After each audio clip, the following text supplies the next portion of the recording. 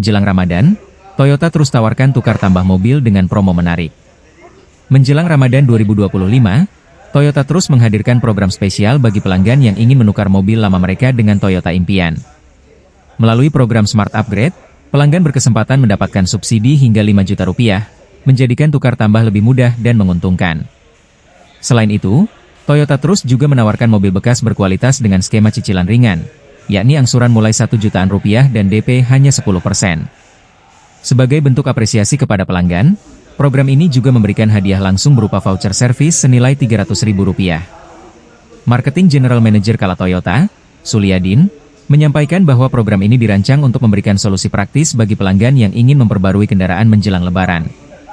Kami ingin memberikan kemudahan bagi pelanggan untuk memiliki Toyota baru dengan cara yang cepat dan menguntungkan, ujarnya. Toyota terus telah memiliki jaringan layanan yang tersebar di Sulsel, Sulbar, Sulteng, dan Sultra.